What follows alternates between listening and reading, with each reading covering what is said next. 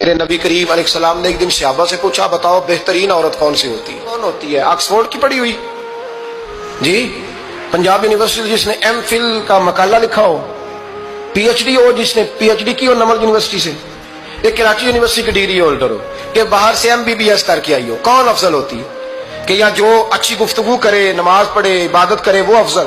کوئی تو ایسی وجہ ہوگی نا۔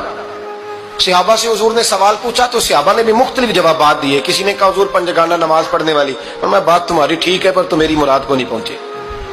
ایک نے کہا یا رسول اللہ صلی اللہ علیہ وسلم پردہ کرنے والی، فرمایا بات تمہاری ٹھیک ہے پر تم میری مراد کو نہیں پہنچے۔ ایک نے کہا حضور با پردہ عورت، فرمایا بات تمہاری ٹھیک ہے پر تم میری مراد کو۔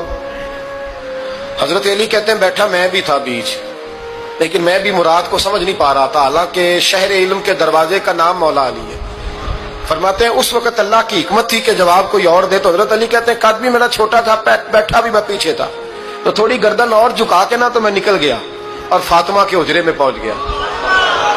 تو میں نے کہا فاطمہ حضور نے ایک سوال پوچھا ہے تو صحابہ جواب دے رہے ہیں، پر حضور کہتے ہیں تم میری مراد کو نہیں پہنچے، ذرا جلدی سے جواب نہیں دیتی؟ تو خاتون جنت ہنس پڑی، فرمانے لگی میں جواب دوں؟ آپ کو بھی کہاں دیں جواب کا کیا؟ فرمانے لگے بتاؤ سب سے بہترین عورت دنیا کی کون سی، سب سے بہترین؟ تو جناب فاطمہ کہنے لگی سادہ سا جواب تھا، آپ لوگوں کو آیا کیوں نہیں؟ کہا چلو بتاؤ۔ جناب فاطمہ فرمانے لگی دنیا کی سب سے بہترین بی بی وہ ہے جس کو نہ کبھی غیر محرم نے دیکھا ہو، اور اگلے لفظوں پہ غور کرنا، نہ کبھی غیر محرم نے اسے دیکھا ہو اور نہ اس بی بی نے کبھی کو غیر محرم دیکھا ہو۔ یہ کوئی پردہ نہیں کہ بی بی کہتی ہے جناب میں تو چہرہ ڈھام کے نکلی تھی، باقی میں دکاندار سب سے بات چیت کر آئی، سب کے چہرے دیکھ آئی۔ حضرت فاطمہ نے بتایا کہ تیری آنکھوں کا بھی پردہ ہے، اور وہ روایت وہاں الگ موجود ہے کہ حضور نے حضرت عائشہ صدیقہ ام سلمہ سے کہا کہ عبداللہ ابن مکتوم نابینا ہے تو پردہ کرو۔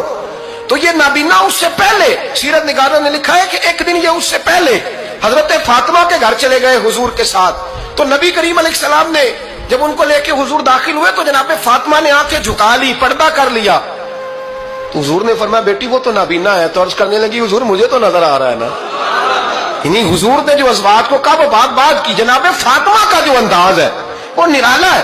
تو حضرت علی کہتے ہیں جناب فاطمہ نے جواب دیا کہ بہترین عورت وہ جسے نہ کبھی غیر محرم دیکھا ہو اور نہ غیر محرم نے کبھی، وہ بی بی نے بھی کبھی غیر محرم بندہ نہ دیکھا ہو، دیکھا ہی نہ ہو اس نے۔ یہ پوائنٹ ذرا مشکل ہے، سمجھنے والا ہے۔